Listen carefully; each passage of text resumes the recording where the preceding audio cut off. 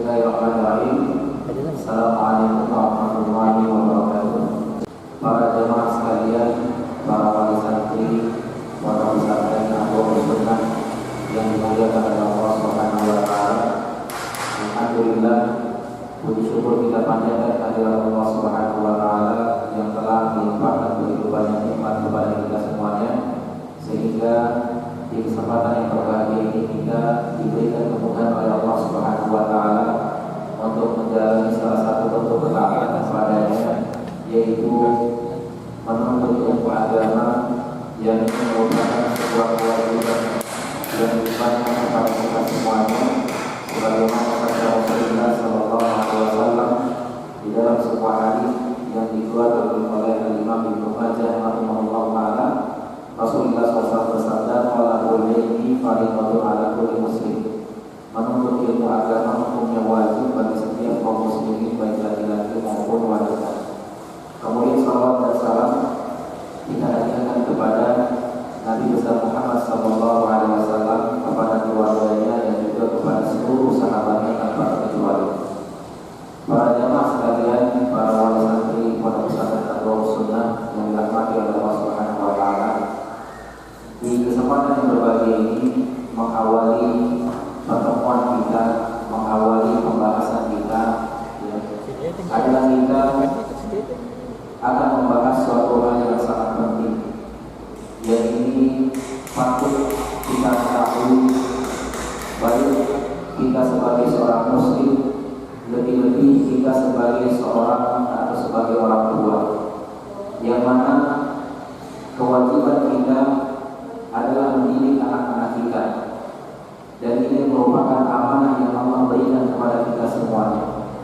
Dan Allah Subhanahu wa taala di dalam salah satu firman-Nya dengan tegas mengatakan, "Ya ayyuhalladzina amanu qu anfusakum wa ahlikum nar." Wahai orang-orang yang beriman, jagalah diri kalian, yang dari bawah ini, jagalah diri kalian dan juga jagalah keluarga kalian dari api neraka. Nah, dalam rangka salah satu bentuk penjagaan kita, baik kepada diri kita maupun kepada keluarga kita, baik itu anak, pasangan, dan seterusnya, maka adalah dengan cara kita mengetahui perkara-perkara yang benar dan juga perkara-perkara yang keliru. Yang mana dengan begitu diharapkan kita benar-benar bisa menjalani syariat Allah ini sesuai dengan apa yang diinginkan oleh Allah dan Rasul-Nya. Dan insya Allah sudah menjadi pilihan yang tepat di mana para umahat dan juga para abah menyekolahkan, memondokkan anak-anaknya di sini, yang insya Allah semuanya berawal dari niatan yang baik. Mungkin bisa jadi ada salah satu dari wali santri yang tahu, mungkin di sini pernah melihat dari teman-temannya atau tetangga-tetangganya yang melihat kemudian anaknya disekolahkan di sini, melihat perubahan yang luar biasa, atau mungkin dari mulut ke mulut bahwasanya oh di sana bagus dan seterusnya. Kita tidak tahu apa yang latar belakangnya pernah ada dan antum semuanya, tapi paling tidak kita sepakat bahwasanya kita memiliki niatan baik, ingin kita menjadikan anak-anak kita sebagai anak-anak yang soleh dan juga solehah. Yang mana Rasulullah SAW pernah mengatakan, "Idza mata Adam yang qatala min amalihi illa bitalaq." Bahwasanya apabila seorang manusia itu telah meninggal, maka terputus seluruh amalannya kecuali 3, dan salah satunya adalah doa anak yang soleh. Jadi menjadi suatu cita-cita yang sangat besar dan menjadi suatu keberuntungan yang luar biasa bagi orang-orang tua yang memiliki anak yang soleh. Karena anak yang soleh, dia paling tahu tentang bagaimana berbakti kepada orang tuanya. Dia paling tahu tentang bagaimana cara berbuat baik kepada orang tuanya. Sehingga mereka yang senantiasa siang dan malam tanpa mengenal waktu senantiasa mendoakan orang tuanya, baik di saat orang tuanya masih hidup, lebih-lebih di saat orang tuanya sudah meninggal. Dan ini adalah suatu cita-cita kita semuanya. Namun para umahat dan juga abah yang dirahmati oleh Allah Subhanahu wa taala, hal-hal ini tidak bisa kita dapat dengan cara yang instan. Seperti halnya orang masak air gitu ya, masukin air ke dalam panci, bikin kompor, tunggu sebentar matang gitu. Nah, dalam kita proses mendidik mendidik anak-anak kita menjadi anak-anak yang saleh, maka itu butuh proses yang panjang dan juga dibutuhkan kesabaran. Tetapi ada yang salah satu faktor yang paling penting, yaitu di mana orang tuanya juga harus memiliki pemahaman yang benar, sehingga jangan sampai nanti terjadi benturan ketika anak-anaknya sudah dipondokkan di pesantren Anwarus Sunnah, sudah disekolahkan di sini, mendapatkan materi yang bagus, berbicara tentang masalah akidah, tentang masalah keyakinan, bisa diajarkan tentang adat-adat Islam, tentang bagaimana adat makan, tentang bagaimana adatnya tidur, dan seterusnya. Tapi kemudian terjadi benturan ketika orang tuanya tidak paham akan hal itu. Makanya yang ada nanti malah anaknya bingung. Ya. Mama di sekolah saya diajarkan misalkan kalau makan itu pakai tangan kanan. Kenapa saya melihat mama makan pakai tangan kiri? Coba sederhana saja. Ini jadi tidak sinkron. Sehingga kemudian anak bingung, ini siapa yang mau saya benarkan? Guru saya, ustazah saya di sekolah, di pondok, atau orang tua saya? Terlebih terkait masalah keyakinan misalnya. Di sekolah anak kita sudah diajarkan tentang bagaimana dia memiliki rasa takut kepada Allah. Diajarkan tentang bahwasannya tahayul itu nggak boleh. Tapi kemudian anak-anak yang menyaksikan praktek orang tua di rumah, ketika di rumahnya ada buku-buku datang, terus dia bilang bahwa sebentar lagi pasti datang. Atau misalnya anak-anak jangan duduk di depan, nanti jodohnya susah. Nyambungnya harus yang bersih, kalau nggak bersih nanti dapat suaminya berewokan gitu. Suaminya dia nggak berbeda. Nah ini kan hal-hal yang berkait dengan akidah.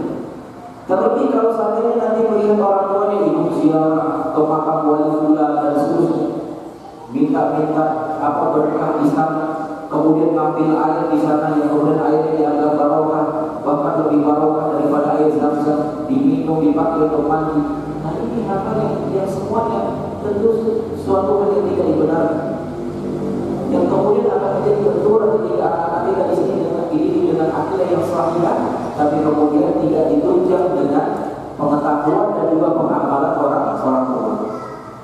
Jadi ini salah satu alasan kenapa ya para ulama dan juga abah dikumpulkan di tempat ini, di mana bahwasanya bukan anaknya saja yang belajar, tapi orang tuanya juga harus belajar, sehingga akan ketemu kebenaran merahnya, akan sinkron kita di dalam mendidik anak kita, dan juga akan sinkron dalam rangka upaya kita untuk mencetak generasi yang soleh dan soleh. Maka kesempatan yang berbagi ini kita akan jelaskan dulu, kita harus luruskan dulu pemahaman kita terkait dengan masalah agama. Karena ini yang bisa dijadikan sebagai dasar, sebagai landasan untuk kemudian kita melangkah, untuk kemudian kita berpemahaman, untuk kemudian kita terapkan di rumah tangga kita, termasuk juga dalam bagaimana kita mendidik anak-anak kita.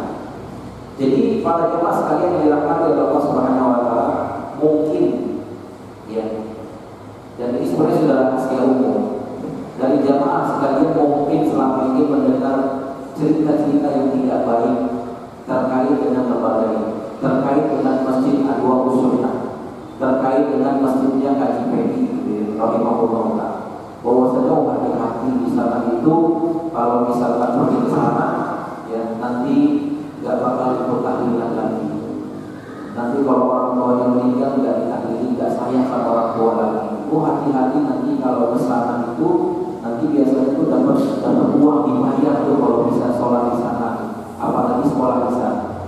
Dan itu semua ya hal-hal yang selama ini berkembang di masyarakat, yang kemudian di saat para jemaah sekalian kemudian hadir di sini, tentu tanpa kita membantah pun sudah melihat sendiri, oh ternyata tidak seperti itu.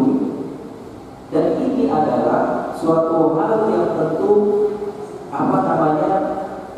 sesuatu hal yang perlu kita jelaskan, sehingga jangan sampai kemudian ada buruk sangka kepada kita.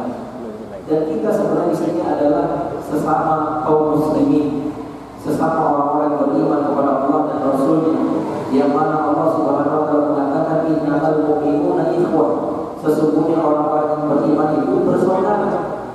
Jadi yang namanya bersaudara itu tidak ada saling menuduh, apalagi sampai memvonis.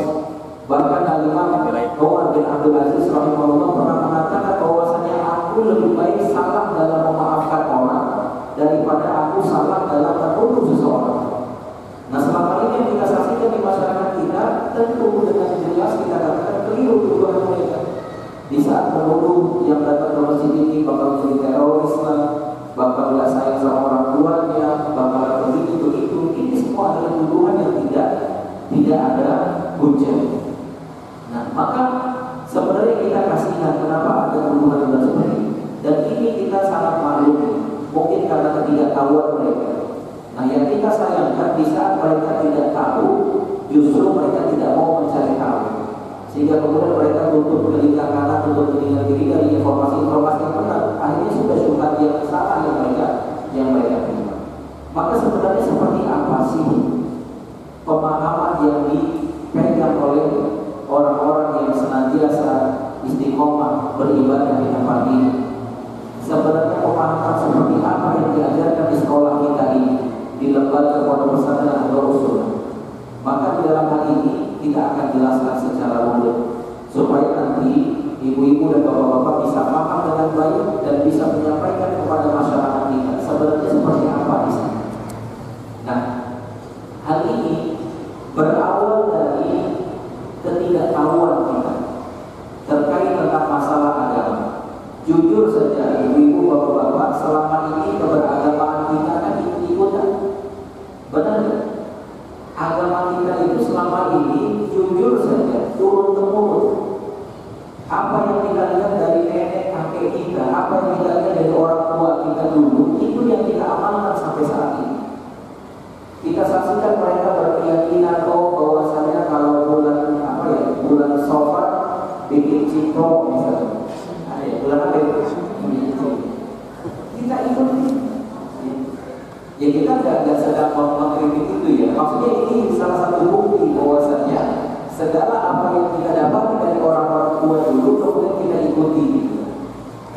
Dan terkait masalah ibadah misalnya, apa yang kita dapat dari orang-orang dulu, kita dapat dari orang tua yang kita wudhunya seperti itu, maka kemudian kita ikuti juga seperti itu. Sholatnya demikian kita ikuti. Ritual baca Al-Quran, baca surat ini, baca surat itu, setiap malam ini, setiap malam itu, setiap momen ini, momen itu, maka kemudian kita ikuti.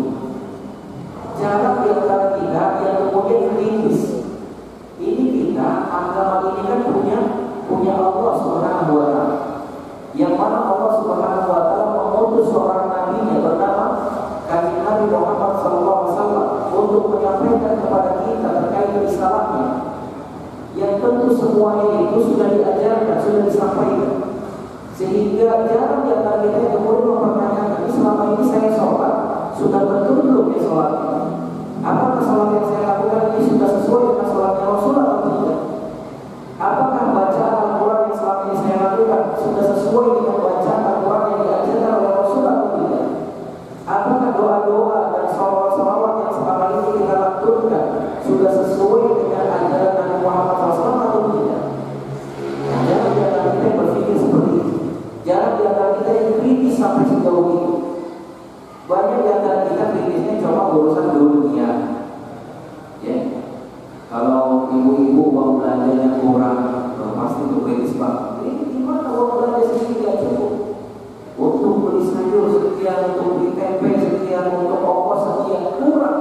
Tambah lagi apa? Urusan dunia. Tapi urusan akhirat justru kita berbohong. Maksudnya apa yang kita terima, apa yang kita saksikan dari orang-orang dulu, maka itu yang kita terima. Belum tentu itu benar dan juga belum tentu salah. Makanya perlu kita kritis dalam. Nah, di dalam syariat Islam kita harus mengakui bahwa syariat Islam itu adalah syariat yang paling sempurna.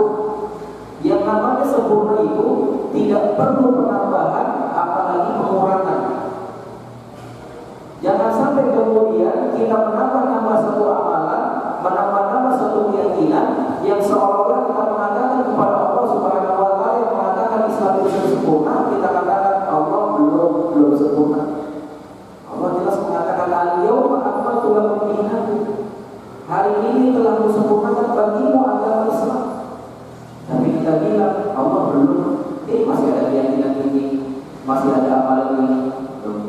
tidak sopannya kita kepada Allah. Dan Kanjeng Nabi Muhammad SAW pernah mengatakan bahwasanya segala sesuatu itu telah aku sampaikan. Tidak ada satu kebaikan pun melainkan aku telah perintahkan kepada seluruh sahabatku untuk melakukannya. Dan tidak ada satu keburukan pun melainkan aku sudah wanti-wanti sahabatku untuk menjauhinya. Sudah sempurna. Tapi kemudian dikatakan Allah masih ada baca surat ini, masih ada doa ini macamnya, masih ada muncul kuburan wali-wali. Betapa tidak sopannya hidup kita kepada Rasulullah SAW. Seolah-olah kita menganggap Rasul bohong. Rasul bilang sudah disampaikan semuanya, tapi kita bilang belum. Seolah-olah kita menganggap bahwa Rasul itu tidak tuntas dalam menjalani tugas yang dibebankan oleh Allah kepada beliau. Karena ternyata masih ada di sesuatu yang ketinggalan yang kita ketahui, tapi itu dia diketahui oleh Rasul. Betapa lancangnya kita kepada Rasulullah SAW. Nah, akhirnya gara-gara ini timbul perpecahan di tengah masyarakat. Akhirnya saling tuduh. Melihat ada akhwat, ya, ada ibu-ibu yang pakai pakaiannya lebar, bahkan memakai cadar, masya Allah, langsung dituduh, wah ini teroris. Wah bahaya ini, jangan dibawa sana. Tapi giliran ada orang perempuan yang pakai pakaiannya UKC, pakai pakaian yang serba gini, nggak ada yang protes, nggak ada yang menuduh teroris, nggak ada yang menuduh penghancur, nggak ada. Tapi kenapa di saat seorang justru suaminya sedang melakukan kebaikan, tapi mereka dituduh macam-macam? Apalagi bapak-bapak ketika kemudian mulai mendengar jenggotnya dipanjang, kemudian celananya mulai cingkrang di atas mata, langsung dituduh macam-macam. Hati-hati, nanti dia nggak sayang sama orang tuanya, nanti orang tuanya tidak didoakan, nanti begitu, semuanya semua. Akhirnya kemudian terjadi perpecahan, akhirnya terjadi tuduhan-tuduhan. Dan bahkan bahayanya ada sebagian masyarakat kita yang kemudian dia nggak mau mendalami agama. Apa juga saya belajar agama, kau ujung-ujungnya ribut. Yang satu bilang A, yang satu bilang B. Seperti contoh nih, ya, ini rahasia umum juga di masyarakat kita. Kalau salat subuh itu biasanya ada ulun subuh. Ada sebagian masyarakat yang kalau misalkan salat subuh nggak pakai ulun, diulangi salat subuh. Ini nggak faham. Bahkan Imam Asy-Syafi'i rahimahullah yang berpendapat adanya ulun subuh, beliau juga sudah menganggap wajib. Hukumnya sunnah. Dan ini dari zaman dulu terjadi perbedaan pendapat, terutama dalam hal ini antara guru dan murid, antara Imam Syafi'i dan Imam Ahmad. Imam Ahmad mengatakan tidak disyaratkan ulun subuh. Yang namanya ulun itu adanya ulun nazilah di saat masa-masa genting, itu yang pernah dipraktikkan oleh Rasul. Dan itu pun ulun dilakukan di setiap sholat 5 waktu, bukan di subuh saja. Ini pendapat Imam Ahmad. Tapi Imam Syafi'i juga memiliki pendapat yang kedua. Dan dalam hal ini tidak pantas kemudian kita meributkan, karena memang masing-masing memiliki hujah yang kuat. Ini yang istilahnya dengan perbedaan yang muktabar, perbedaan yang bisa ditolerir. Sehingga kemudian kita berlomba dalam masalah ini. Jangan sampai kemudian menuduh saudaranya, wah itu mau Wahabi. Tuhan zaman dulu, zaman Belanda dulu dituduh Wahabi itu orang Muhammadiyah. Sekarang orang Muhammadiyah sudah mulai jadi Wahabi, menjadi Wahabi ini yang jenggotnya panjang, yang celana cingkrang, perempuannya pakai cadar. Ketika ditanya Wahabi itu juga nggak paham. Ya pokoknya Wahabi lah gitu. Sampai-sampai ada bilang pokoknya kalau dia mengharapkan musik itu Wahabi gitu. Nah, ini kan cuma tuduhan dari lisan-lisan yang tidak bisa dibuktikan. Padahal ketika seorang melontarkan tuduhan, ini ancamannya berat sekali. Bahkan bisa jadi dia menjadi orang yang muflis, menjadi orang yang bangkrut di akhirat kelak. Dia datang menghadap Allah Subhanahu wa taala dengan amal yang dosa, sholat, puasa, tapi gara-gara menuduh saudaranya, gara-gara menjatuhkan harga diri saudaranya, untuk kemudian semua kebaikannya diambil untuk saudaranya yang bisa begini. Kalau sudah habis, ditransfer keburukannya kepada dia, sehingga kemudian silakan orang yang muflis atau orang yang bangkrut. Nah, di dalam syariat Islam ini masalah-masalah begini ini sudah selesai, sudah ada solusi. Solusinya apa? Yuk kita duduk bareng-bareng. Yang tadi misalkan si A mengatakan begini, yang si B tidak setuju, saya harus begini. Yuk kita duduk bareng-bareng. Selagi kita membahas tentang masalah agama, yuk kita kembalikan ke dalam sumber yang ada. Sebagaimana Allah Subhanahu wa taala berfirman di dalam surat An-Nisa, Allah mengatakan, "Fa in tanaza'tum fi syai'in farudduhu ila Allahi wa Rasul." Apabila terjadi perbedaan pendapat di antara kalian, atau bisa juga dimaknai apabila terjadi ketidaktahuan tentang masalah agama, maka apa kata Allah? Farudduhu ila Allahi wa Rasul. Kembalikan kepada Allah, kembalikan kepada Rasul. Apa maksud kembalikan kepada Allah? Kembalikan kepada Al-Quran. Nah, di zaman Rasulullah SAW masih hidup, dan juga ketika di zaman sahabat, ketika dikatakan fa'inna nazatum fi syai'in farudduhu ila Allahi wa Rasul, apabila terjadi perbedaan pendapat, kembalikan kepada Allah, kembalikan kepada Rasul, maka para sahabat mudah untuk mengaplikasikan ayat yang mulia ini. Di mana di saat terjadi perbedaan pendapat di antara mereka tinggal cek dalam Al-Quran ada. Kalau nggak ada, mereka bisa langsung tanya kepada Rasulullah SAW. Dan banyak contohnya. Salah satunya adalah ketika sebagian sahabat melalui perjalanan di lautan, naik kapal kayu. Lalu kemudian di tengah perjalanan datang waktu sholat. Dan sahabat ketika itu tidak bawa air yang cukup untuk berwudu. Nah, kita tahu kalau mau sholat wajib bersuci, salah satunya dengan cara berwudu. Tapi mereka bawa air cuma cukup untuk minum. Kalau dipakai wudu, habis air. Kehausan mereka, tidak ada air minum. Dan ketika itu mereka belum tahu tentang hukum berwudu menggunakan air laut. Maka di saat itu mereka bertanya kepada Rasul, "Ya Rasulullah, afanatawaddu min ma'in bahr?" Wahai Rasul, bolehkah kami berwudu dengan air laut? Maka langsung Rasul kasih solusi. Langsung Rasul memberikan fatwa dengan mengatakan buat tahuru ma'uhu wal ilmu maitatuh, bahwasanya air laut itu dannya suci dan dia bisa dipakai untuk bersuci. Dan bahkan Rasul kasih tambahan keterangan, ya, bahkan bangkainya halal dimakan. Bangkai laut, ikan udah mati boleh dimakan. Jadi di zaman sahabat dulu langsung mereka mempraktekkan ayat yang mulia ini. Ketika mereka tidak dapatkan Quran, mereka langsung bertanya kepada Rasulullah SAW. Cuma Bapak Ibu yang dirahmati Allah Subhanahu wa taala, yang jadi masalah gimana dengan zaman kita? Ini kita udah berdebat nih. Yang satu bilang ada kunut, yang satu bilang nggak ada kunut misalnya. Yang satu bilang harus pakai cadar, yang satu bilang nggak perlu pakai cadar. Kita udah berdebat gitu. Dan Rasul sudah wafat. Misalkan kita tidak dapat di dalam Al-Quran, terus gimana caranya? Kita nggak bisa langsung bertanya kepada Rasul. Maka Islam yang sempurna ini juga sudah hadir dengan solusi. Salah satunya adalah firman Allah Subhanahu wa taala, disebutkan di dalam surat An-Nahl. Allah berfirman, "Fas'alu ahla dzikri in kuntum la ta'lamun."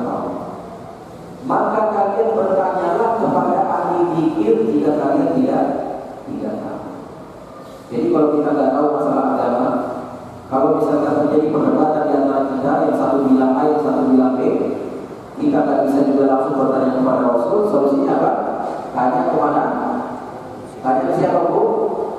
Tanya ke ahli zikir. Tanya kepada ahli zikir menurut ayat yang mulia. Namun kemudian yang jadi pertanyaan, Ustaz, ahli zikir itu siapa?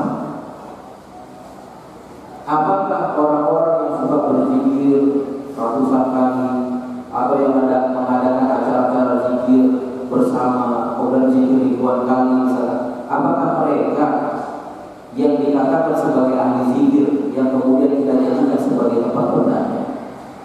Maka sebelum kita menjawabnya, yuk kita tengok di dalam ayat ini, di mana Allah Subhanahu wa taala berfirman, Di dalam surah Al-Hijr Allah berfirman, "Inna nahnu nazzalna dzikra wa inna lahu lahafizun."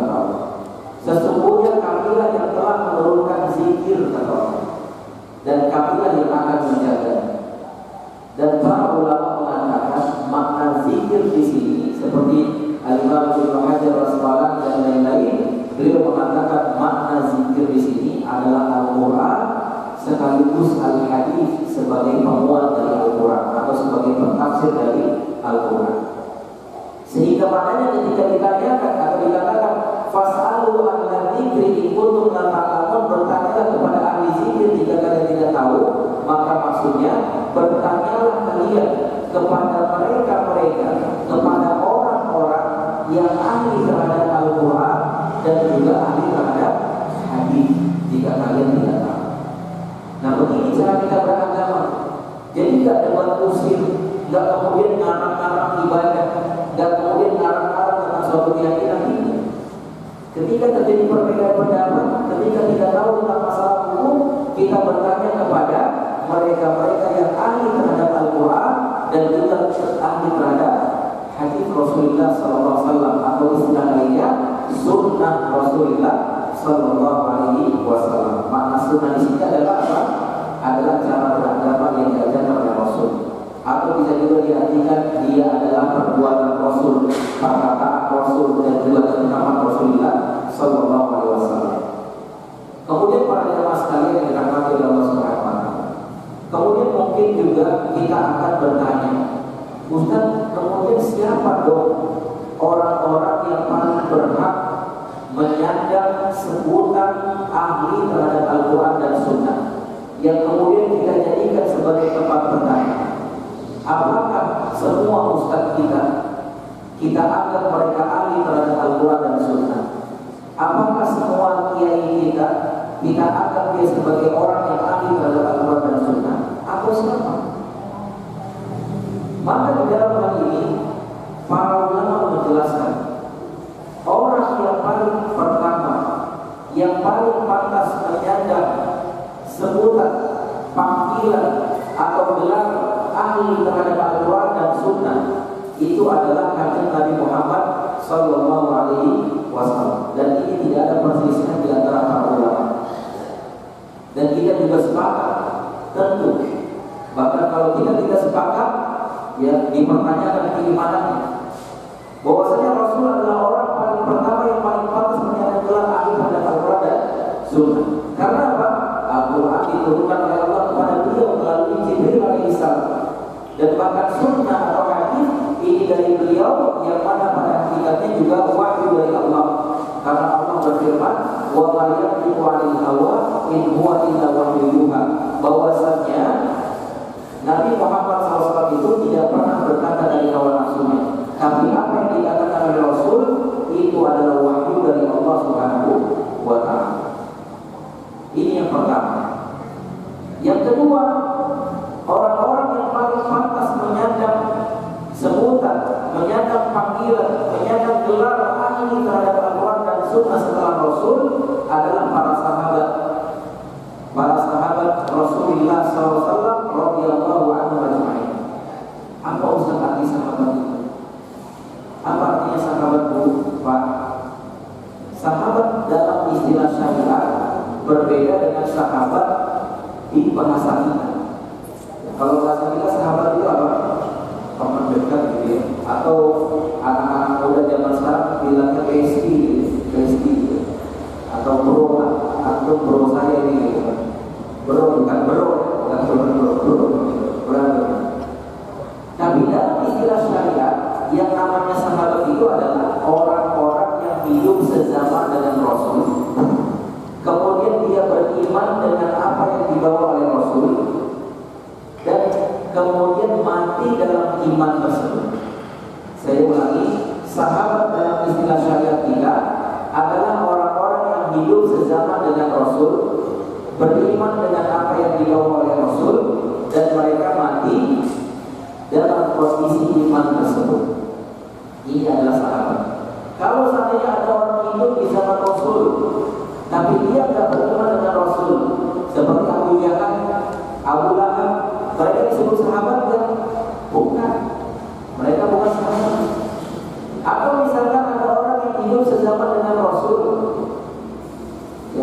kemudian beriman dengan Rasul, tapi kemudian mati dalam keadaan murtad misalkan, mereka sahabat bukan sahabat.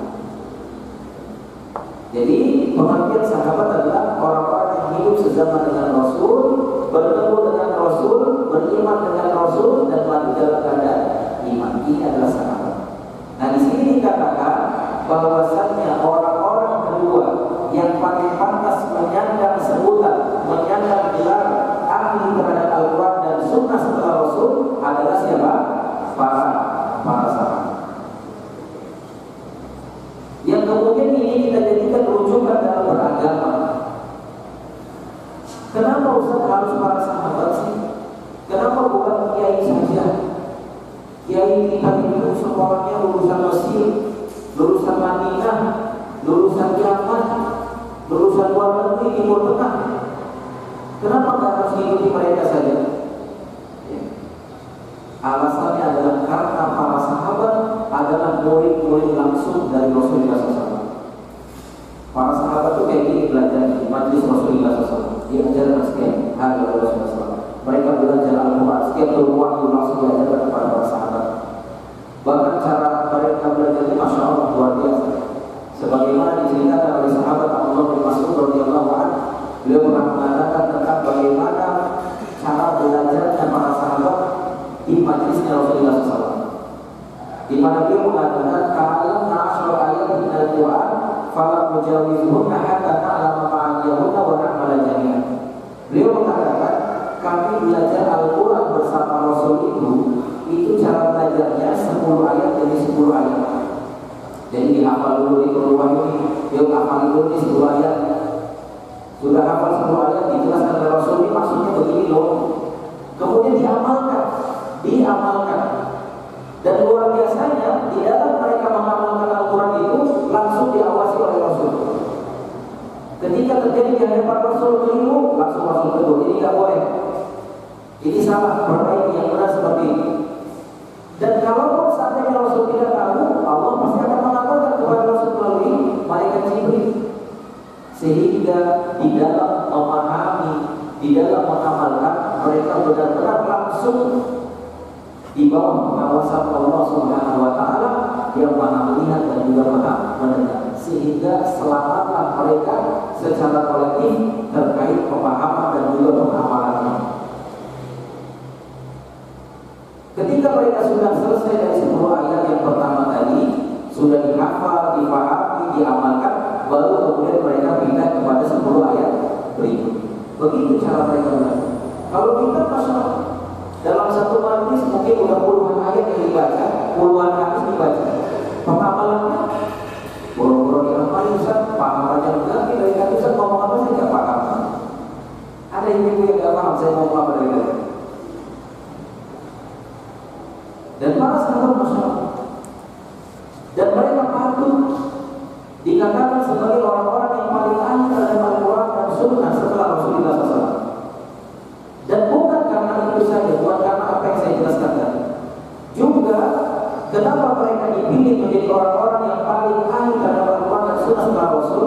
Alasan kedua adalah, dan ini adalah alasan yang sangat utama, karena mereka mendapatkan rekomendasi langsung dari Allah Subhanahu wa Ta'ala. Ini ibaratnya ini misalkan kita mau kerja di satu perusahaan. Ketika kita tidak punya rekomendasi, maka sulit perusahaan ini akan menerima. Siapa Anda? Apa kemampuannya? Tidak jelas atau tidak jelas. Susah perusahaan menerima. Tapi kalau kita punya surat rekomendasi, apalagi kalau rekomendasi dari gubernur, pasti perusahaan udah masuk, udah yakin, pasti orangnya terjamin, pasti bagus gitu. Kenapa? Yang kasih rekomendasi gubernur. Lalu bagaimana di sini? Kalau seandainya ada manusia, ada suatu kaum yang diberikan rekomendasi oleh Tuhan yang gubernur. Siapa Tuhan yang gubernur? Dan Tuhan kita semuanya tentunya, yaitu Allah Rabbul Izzati wal Jalal. Para sahabat ini sudah banyak direkomendasi oleh Allah dalam Al-Quran. Salah satunya disebutkan dalam surah At-Taubah. Allah berfirman, "Was-sabiquna al-awwalun minal muhajirin wal ansar walladzina bi ihsan radhiyallahu anhu wa radu an wa a'adda lahum jannatin tajri tahtaha al-anhar khalidina fiha abada dzalika al-fawzul 'azim. Allah berfirman, was-sabiqunal awwalun, dan orang-orang yang paling pertama masuk Islam. Siapa itu orang yang paling pertama masuk Islam? Ayah kita, kakek nenek kita? Bukan. Orang-orang yang paling pertama masuk Islam dan orang-orang yang diistilahkan dengan orang-orang yang paling pertama masuk Islam, mereka adalah para sahabat. Tidak ada tafsiran lain. Dan maka dalam ayat ini dikuatkan dengan kata-kata minal muhajirin wal ansor, yaitu dari kalangan muhajirin dan juga kalangan ansor. Siapa itu kalangan muhajirin? Kalangan muhajirin adalah sekelompok sahabat yang awalnya domisilinya di Mekah, kemudian ikut hijrah bersama Rasul ke mana? Ke Madinah. Ini muhajirin. Abu Bakar, Umar, Utsman, Ali, ini semua muhajirin. Dan bagaimana dengan ansor? Ansor adalah sekelompok sahabat yang memang mereka penduduk asli Madinah, yang mereka kemudian menyambut Rasulullah SAW dan para sahabat muhajirin dan mempersilahkan mereka untuk tinggal berdampingan di Madinah, yang menolong Rasulullah SAW dan para muhajirin. Mereka adalah kelompok sahabat Ansor. Sehingga dalam ayat ini dikatakan wasabiqunal awwalun minal muhajirin wal ansor, dan orang-orang yang paling pertama masuk Islam dari kalangan muhajirin dan ansor, maka maknanya adalah sahabat. Paham? Sahabat seperti definisi yang kita sampaikan. Kemudian Allah mengatakan walladzina tabauhum bi ihsan, dan kemudian orang-orang yang mengikuti para sahabat dengan kebaikan. Maksudnya mengikuti apa nih? Mengikuti pemahaman para sahabat, mengikuti keyakinan para sahabat, mengikuti cara beribadahnya para sahabat, mengikuti cara berdakwahnya para sahabat, mengikuti cara beragamanya para sahabat secara umum. Maka apa kata Allah? Radhiyallahu anhu wa radu an. Allah ridho kepada mereka. Kepada siapa? Kepada para sahabat Allah ridho, dan juga kepada orang-orang yang mengikuti cara beragamanya para sahabat Allah juga ridho. Nah ini ayat bisa juga kena ke kita kalau memang kita mengikuti pemahamannya para sahabat berdasarkan ayat yang mulia. Makanya saya tanya sama ibu, mau nggak dapat ridhonya Allah? Mau nggak diridhoi oleh Allah? Orang kalau sudah dapat ridhonya Allah, udah dia nggak butuh apa-apa, udah cukup. Karena ridhonya Allah akan mengakibatkan kasih sayang Allah yang kemudian Allah kasih dia surga. Cukup. Nah yang jadi pertanyaan ibu-ibu bapak-bapak, mau nggak dapat ridhonya Allah? Mau? Mau. Ini cara Allah kasih bocoran. Kalau orang mau dapat ridho Allah, ini bocorannya. Ikuti apa? Ikuti cara beragamanya para sahabat. Ikuti cara beragama itu secara umum ya. Secara khususnya ikuti cara apa? Ikuti keyakinannya para sahabat, di mana para sahabat mentauhidkan Allah. Para sahabat itu kalau berdoa kepada Allah nggak pakai wasilah, nggak pakai perantara, kuburan lah atau apa enggak. Ikuti tauhidnya para sahabat. Para sahabat itu ya di dalam berkeyakinan mereka meyakini bahwasannya segala sesuatunya itu adalah di bawah kekuasaan Allah, sehingga yang memberi rezeki mereka adalah Allah, yang menghidupkan dan mematikan mereka adalah Allah, yang kemudian mengatur jagat raya ini adalah semuanya Allah, menurunkan hujan adalah Allah, menyinari terik matahari adalah Allah, dan pencipta seluruh langit dan bumi ini adalah Allah, sehingga Allah saja zat yang paling pantas untuk diibadahi, sehingga Allah saja zat yang paling pantas untuk dijadikan tempat tujuan meminta. Ini keyakinannya para sahabat. Terus apa lagi? Mengikuti cara beribadahnya para sahabat. Zaman sahabat ada sholat, zaman kita juga ada sholat. Ayo cocokkan sholat kita dengan sholatnya sahabat. Ustaz, mumpung hari libur kemarin ya, hari Ahad, saya lagi semangat ya Ustaz. Ini kebetulan bentar lagi 17-an. Saya pengen sholat subuh 15 rakaat. Ikhlas karena Allah. Boleh? Kenapa? Kenapa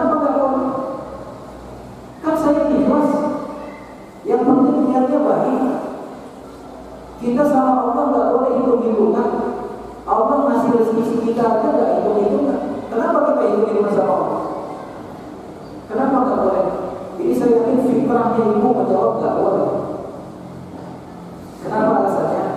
Karena sholat subuh 15 rakaat tidak pernah dicontohkan oleh para sahabat. Kan kita tadi kalau mau dapat ridhonya Allah itu kan harus mengikuti cara beragamanya sahabat, cara beribadah para sahabat. Sahabat sholat subuhnya berapa rakaat? Hah? 2 rakaat. Kalau lagi sehat berapa rakaat? Lagi sakit berapa rakaat? Lagi safar berapa rakaat? Lagi sembuh. Ini cara beribadah para sahabat. Maka jangan kita berkreasi di situ. Karena kalau kemudian kita memaksakan diri, yang penting ikhlas, yang penting niatnya baik, loh, kalau niatnya baik aja susah. Ada orang korupsi, saya korupsi niatnya baik untuk menafkahi anak istri, boleh? Tidak boleh. Niat baik saja tidak cukup. Nah ini cara beragama atau cara beribadahnya harus kita ikut. Sahabat dulu ketika beribadah, ketika berdoa misalnya, maka berdoa langsung kepada Allah. Di zaman sahabat dulu ada sholawatan, zaman kita juga ada sholawatan. Cocokkan sholawatan kita dengan sholawatnya para sahabat. Coba buka di dalam buku sejarah, buku-buku hadis ada nggak menjelaskan sholawatan sahabat seperti sholawatan yang sering dilakukan akhir-akhir atau di sini mengikuti perkembangan lagu baru.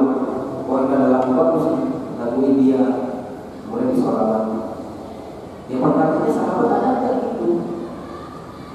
Karena sahabat itu sifatnya mereka tidak meninggalkan satu pun kesempatan kalau ada kesempatan baik, melainkan mereka bersegera berlomba-lomba melakukan. Sebagaimana tidak ada satu pun perbuatan buruk, melainkan mereka berlomba-lomba untuk menjauhi. Makanya kemudian keluar kaidah yang mengatakan, laukan khairan lasabaquna ilaihi. Kalau seandainya perbuatan ini baik dalam agama, maka para sahabat pasti sudah lebih dahulu di dalam mengamalkan. Sahabat dulu sholat, sahabat dulu puasa, sahabat dulu berdoa, sahabat dulu bersolawat. Maka ada cocokkan ibadah kita dengan ibadahnya para sahabat, yaitu generasi yang sudah jelas-jelas dikasih rekomendasi sama Allah bahwasanya mereka pemahamannya lurus. Sudah dijamin Allah meridhoi mereka. Apakah mungkin Allah merekomendasi suatu kaum kalau kaum itu keliru? Tidak mungkin. Kira-kira ada nggak di antara kita misalkan ada tetangganya atau siapa yang kita temui, dia orang yang jahat sejahat-jahat, baik sama orang maupun sama kita, terus kita bilang oh dia baik banget, ada yang dia nggak mungkin. Apalagi ini Allah yang maha mengetahui, yang maha melihat, yang maha mendengar. Bisa Allah mengatakan suatu kaum itu baik, bisa Allah jamin ridho untuk mereka, maka pasti itu tidak akan meleset. Pasti itu menunjukkan bahwasanya kaum yang diridhoi oleh Allah itu adalah kaum yang terbaik, kaum yang benar keyakinannya, kaum yang benar ibadahnya, kaum yang benar berdakwahnya sesuai dengan apa yang diinginkan oleh Allah dan Rasul. Yuk kembali lagi. Bapak Ibu mau ada dapat ridhonya Allah? Ustaz pikir-pikir dulu kalau kayak gitu. Karena konsekuensinya ada. Kita mau dapat ridho dari Allah sebagaimana Allah meridhai para sahabat, ini konsekuensinya. Kita harus mengikuti keyakinan mereka. Kita harus mengikuti cara beribadah mereka. Kita harus mengikuti cara berdakwah mereka. Yang pasti ada konsekuensinya, apalagi di tengah masyarakat. Bisa jadi kita dikucilkan orang tua, dikucilkan keluarga, dikucilkan tetangga. Itu sudah biasa. Resiko yang kami hadapi. Jangankan kita, Nabi Muhammad SAW, manusia terbaik, akhlak yang luar biasa, yang Allah mengatakan wa innaka la'ala khuluqin 'adzim. Wahai Muhammad, kamu itu adalah seorang yang memiliki akhlak yang paling bagus, paling agung. Tapi tetap Nabi Muhammad dibilang pembohong, Nabi Muhammad dibilang tukang syair. Dibilang apa yang dikatakan asalul awwalin, cerita-cerita masa lalu bohong. Nabi Muhammad bahkan berkali-kali akan dibunuh. Nabi Muhammad kalau itu kurang bagus apa? Apalagi kita yang kadang masih gak sabar, yang kadang masih melawan, yang kadang masih kemudian gitu. Makanya pasti ujian akan konsekuensinya. Makanya Rasul jauh kali mengatakan bahwa di akhir zaman ini orang pegang teguh agama seperti dia memegang bara api. Dia harus pegang tuh bara api, dia harus pegang tuh agama. Tapi kalau semakin kuat dipegang, tangannya terbakar. Tapi kalau dia tidak sabar, dia lepaskan bara api itu, dia lepaskan agama itu, ya udah. Akhirnya tidak beragama. Maka kita harus kuat, harus bersabar, dan insya Allah gak lama kok kita sabar ya Bapak Ibu. Paling satunya sampai akhir hayat ini, paling 60-70 tahun. Dan bukankah itu usia yang disampaikan oleh Rasulullah SAW umat kurang lebih sedikit. Umur ummati baik nasibina wa sab'in wa aqallu ma yajuzu dzalika, kata Rasulullah SAW. Umur umatku itu antara 60 atau 70 dan sedikit yang lebih dari itu. Jadi kita sabar seperti itu. Tapi hasilnya Allah akan memberikan keabadian, nikmat. Allah akan berikan kebahagiaan selama-lamanya di akhirat kelak. Jadi ini dia Bapak Ibu para jemaah sekalian yang dirahmati Allah Subhanahu wa taala, tentang orang-orang yang paling pantas menyandang gelar ahli terhadap Al-Quran dan Sunnah setelah Rasulullah SAW, yaitu para sahabat. Yang mana dalam ayat ini Allah mengatakan bahwasanya para sahabat dan juga orang-orang yang mengikuti cara beragamanya para sahabat itu mendapat keridhaan Allah, dan bahkan Allah katakan wa adalah jannah kita ditahal khalidina fiha abadan dan kami siapkan bagi mereka surga yang mengalir di bawah sungai-sungai dan mereka kekal gelap. Jadi bukan cuma itu, tapi juga mereka dijanjikan surga oleh Allah Subhanahu wa taala. Paham sampai poin ini Ibu Bapak? Kemudian juga datang rekomendasi lain dari Rasulullah SAW, disebutkan oleh Imam Bukhari dan juga Imam Muslim dalam kitab Sahih mereka, di mana Rasulullah SAW bersabda, khairun nasi qarni tsumma alladziina yalunahum tsumma alladziina yalunahum. Sebaik-baik manusia adalah yang sezaman denganku.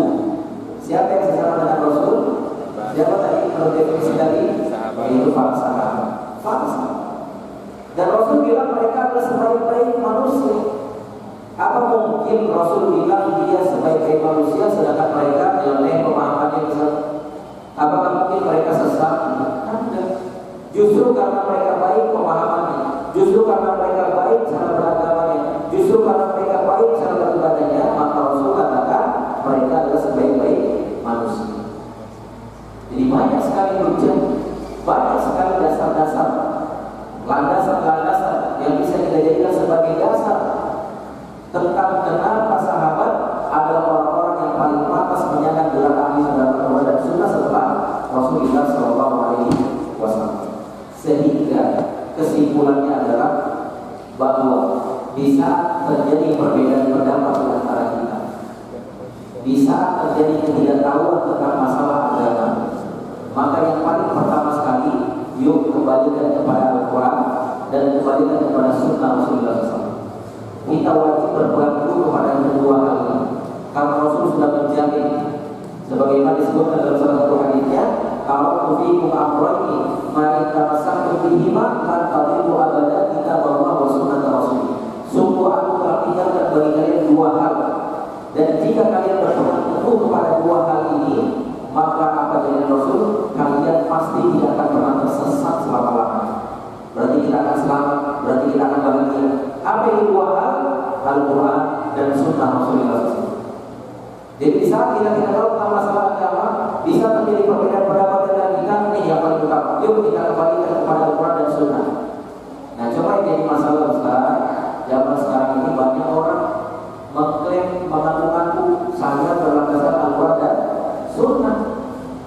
Oh, saya berlaksana dan sunnah, yang lain bukan, yang lain sesat, yang benar saya sendiri. Sampai-sampai disebutkan dalam pepatah Arab mengatakan, "Kullun yad'i waslan bilaila wa laila la tudilu biha." Semua orang mengaku-ngaku punya hubungan spesial dengan seorang wanita cantik bernama Laila. Tapi saya Lailanya enggak kenal. Ini bapak-bapak ngaku-ngaku aja nih, punya hubungan khusus nih sama Laila, wanita cantik, tapi Laila enggak kenal. Sama orang mengaku-ngaku saya paling Al-Quran dan Sunnah, saya berdasarkan Al-Quran dan Sunnah, tapi ketika dicek di dalam Al-Quran dan Sunnah, justru Al-Quran dan Sunnah berlepas diri dari keyakinan mereka, dari pengamalan mereka, dari pemahaman mereka. Makanya dalam hal ini, ya, untuk lebih menyelamatkan kita dalam memahaminya, maka kita harus memahami Al-Quran dan Sunnah itu sesuai dengan pemahamannya para sahabat. Kenapa harus sesuai dengan pemahamannya para sahabat? Ya, kita kembali lagi menyampaikan bahwa para sahabat sudah dijamin benar pemahamannya. Buktinya apa? Dia direkomendasi oleh Allah dan juga Rasul. Makanya di saat kita mau sholat, di saat kita mau puasa, di saat kita mau beribadah, maka kita cocokkan ibadah kita dengan ibadahnya para sahabat. Jadi kayak di bulan ini ada orang yang puasa akhir tahun, puasa awal tahun, berlandaskan dalil sebuah hadis yang katanya siapa yang berpuasa di hari terakhir Dzulhijjah, dilanjutkan puasa di awal Muharram, maka sungguh dia telah menutup tahun itu dengan puasa dan mengawali tahun berikutnya dengan puasa, dan sungguh dia akan diampuni selama 50 tahun dari dosa-dosa. Ini hadis yang jadi pertanyaan. Coba dicek, sahabat pernah mengamalkan itu? Apakah Anda merasa paling takut kepada Allah? Apakah Anda merasa paling banyak dalam kebaikan dibandingkan para sahabat? Tidak ada satu riwayat pun yang sahabat mengamalkan itu. Dan ternyata pas dicek, oh ternyata hadisnya palsu. Sebagaimana dikatakan Imam Ghazali dan juga Imam Syaukani dan Imam lain ahli hadis yang menjelaskan bahwa ini bukan hadis dari Nabi, ini hadis palsu yang tidak boleh kita beramal menggunakan hadis palsu sebagai dasar. Karena Islam sudah sempurna, tidak perlu ditambah lagi apalagi dikurang. Nah, sayangnya banyak saudara-saudara kita yang justru semangat mengamalkan hadis-hadis palsu dibandingkan mereka mengamalkan yang memang hadisnya sudah sahih gitu. Nah, ini kenapa ya? Saya kan di situ berperang di bisik-bisik terhadap sesuatu yang menjadi sia-sia dibikin semangat, terhadap sesuatu yang berharga dibikin malas. Kan begitu tugasnya saya. Sehingga ketika ada saudara yang mengingatkan pun akan dimarahi. Masa orang puasa tak boleh? Jawabannya begini. Yang jadi masalah bukan puasa, tetapi di saat Anda mengkhususkan dengan menganggap begini begitu, yang itu tidak pernah disampaikan oleh Rasul dan juga tidak pernah dipraktikkan oleh para sahabat. Jadi kesimpulannya, di dalam kita memahami agama ini, yuk kita menjadikan Al-Quran dan Sunnah sebagai dasar, kita kembalikan kepada keduanya, dan kemudian kita memahami keduanya sesuai dengan pemahamannya para sahabat. Ya. Kemudian terakhir bahasan kita di kesempatan yang berbeda ini, tentu pembahasan ini pasti ya, Bapak Ibu akan menyisakan satu pertanyaan.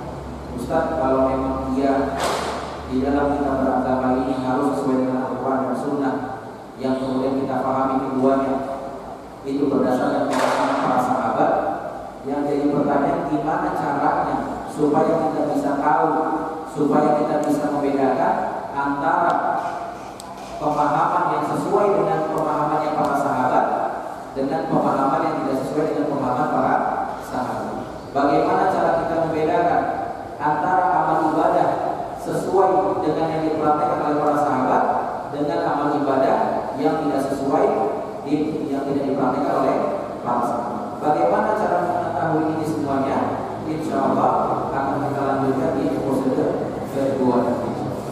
Ya, jadi nanti jawaban dari pertanyaan ini akan disampaikan di pertemuan yang akan datang. Ya, jadi ini baru part 1 ya, lanjut part 2 guys. Ya, jadi Insya Allah mudah-mudahan apa yang disampaikan bisa dipahami dengan baik.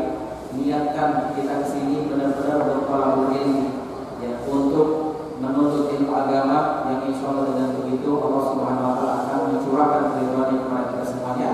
Sehingga dengan menuntut ilmu agama ini bukan saja kita bisa menjaga diri kita dari siksa api neraka, juga kita bisa menjaga keluarga kita dari siksa api neraka. Berdasarkan firman Allah tadi, ya ayyuhalladzina amanu qu anfusakum wa ahlikum nara. Orang yang beriman, jagalah diri kalian dan juga keluarga kalian dari siksa api neraka. Jadi saya rasa ini yang bisa disampaikan, mudah-mudahan bermanfaat. Silakan sebelum ditutup kalau ada pertanyaan. Ya silakan.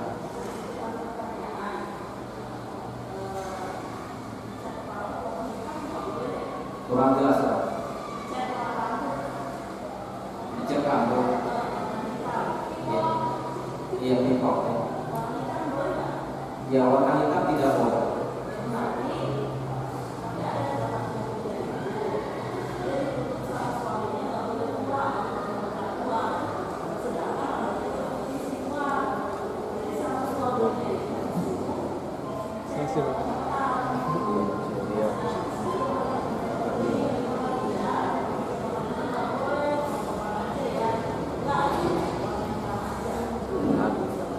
Ya, yang pertama harus kita pahami bahwa mewarnai rambut untuk wanita pada asalnya mubah, dibolehkan, apalagi dalam hal ini alasannya untuk berhias di hadapan suami. Tetapi Rasul sudah mewanti-wanti, silakan warnai rambut, tapi tidak boleh dengan yang warna hitam. Tidak boleh dengan yang warna hitam. Jadi ini tegas larangan dari Rasulullah SAW. Nah, yang jadi masalah Ustaz, ini ada seorang suami yang kayaknya tidak terima kalau istrinya terlihat lebih tua. Dia pengen istrinya muda terus, jadi suaminya ini harus dihirup yang diperlukan. Iya, maksudnya gitu. Apa? Sehingga kemudian suaminya menyuruh istrinya harus mewarnai rambutnya tapi dengan warna hitam. Nah, perlu diketahui Rasulullah SAW bersabda, la ta'ata li makhluqin fi ma'siyatil khaliq. Tidak ada ketaatan. Artinya kita tidak boleh taat sama makhluk dalam rangka untuk bermaksiat kepada Allah. Ini jelas-jelas dilarang sama Rasul. Kalau kita langgar berarti kita bermaksiat kepada Allah. Dalam rangka untuk mentaati suami, tapi suami kan wajib taat kepada mereka. Iya, tapi ketaatan kita kepada suami di bawah ketaatan kita kepada Allah. Bisa kalau memerintahkan sesuatu yang dimurkai oleh Allah, maka kita wajib tidak taat kepada perintah itu, walaupun dari suami, walaupun dari orang tua. Tinggal bagaimana si istri menyampaikan dengan cara yang baik kepada suami. Insya Allah hal itu bisa dibicarakan baik-baik. Bahwasanya wahai yang bebek, gitu. Ini nggak boleh, karena nanti larang. Ini kasih tahu yang sebelumnya. Walaupun misalnya saya lakukan ini, nanti gimana pertanggungjawabannya di akhirat? Kita itu kan pengen berkumpul bukan cuma di dunia, tapi di akhirat juga. Ya udah, sekarang kita mengikuti salah satu sunnah Rasul, misalkan kita mandi bareng, mencairkan suasana. Jadi seperti itu. Ya. Jadi dikomunikasikan baik. Sampai jatuh satu doakan. Mudah-mudahan Allah Subhanahu Wa Taala memberikan kepada beliau. Yang lain ini keluar dari tema ini, kita pembahasannya dari tema mana? Silakan yang lain.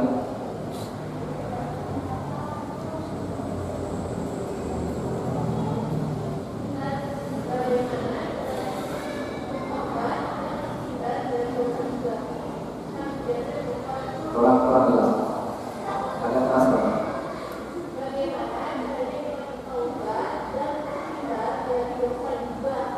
Dari dosa ghibah. Ya, bagaimana cara kita bertaubat dan menghindari dosa ghibah? Ya. Susah ya ngomong. Di rumah saya. Iya. Yang pertama, dosa ghibah ini dosa yang sangat besar. Wala yang terkandung jangan kalian saling menghibah. Bahkan dipermisalkan dengan permisal yang sangat buruk dan sangat menjijikkan dalam Al-Quran bagi orang-orang yang melakukan ghibah. Ayyuhibbu ahadukum ayyakula lahma akhihi maitan fakarihtumuh. Apakah mau salah seorang di antara kalian makan bangkai saudaranya sendiri? Makan bangkai, kita makan bangkai ayam aja luar biasa gitu, giginya luar biasa. Kita dapat dipakai di sawah atau di jalan, itu menjijikkan. Apalagi dimakan bangkai saudaranya sendiri, bangkai manusia. Ini udah lebih parah dari nanti dia juga dari Sumatera. Makan bangkai saudara. Tapi banyak di antara kita yang menganggap memakan bangkai itu sesuatu yang menjijikkan, tapi justru itu dilakukan. Itu dengan bergibah dia. Nah, maka yang paling pertama tentu di saat kita menyadarinya, segera kita bertobat. Yang namanya taubat itu kan kembali kepada Allah dan berkomitmen untuk tidak mengulangi lagi, berazam kuat untuk tidak mengulangi lagi, dan juga berazam kuat untuk tidak untuk tidak terjatuh di dalam dosa yang biasa. Ini taubat. Tapi kemudian terkadang ada saja pengaruh dari luar, apalagi kita sehari-hari. Masya Allah, saya perhatikan terus ibu-ibu sambil membuat anak-anaknya kumpul ngobrol. Saya sih nggak setuju sambil gimana. Ya, saya sambil makan-makan segala macam. Tapi masa iya makan-makan dia aja gitu kan? Pasti ada obrolan. Nah, khawatir di situ saya akan masuk. Saya tahu ukuran itu suaminya tahu banget ya. Gitu. Oh, ukuran apalagi ini begitu.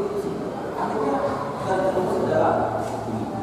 Maka maksud saya, pertama sekali kita taubati, setelah itu kita hindari majlis-majlis ghibah. Kalau yang selama ini sudah terlanjur terjadi majlis ghibah situ, maka ayo sama-sama kita mau membangun untuk menjadikan majlis kita itu bukan majlis ghibah, tapi majlis keterangan. Ini masalah saya itu menghayalkan, tapi bukan khayalan ini, cita-cita.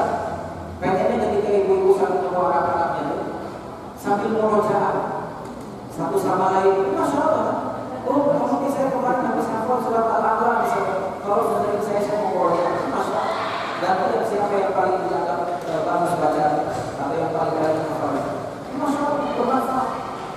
Atau misalkan ya mau saya tentang masakan boleh. Kemarin saya habis makan atau habis masak kacang misalkan enak banget gitu misalkan. Ya udah, tinggal saya ubah gitu, silakan tidak apa-apa. Tapi jangan kemudian terjebak pada dan hati-hati, setan itu jeli. Setan itu hebat dalam masalah menjerumuskan manusia. Sehingga walaupun sudah ditaubati, nanti terjerumus lagi. Karena bisa jadi kita masih di majlis yang sama. Atau walaupun memang kita nggak bisa menghindari majlis itu, ya ayo kita ciptakan majlis yang baik. Kita ciptakan majlis yang baik.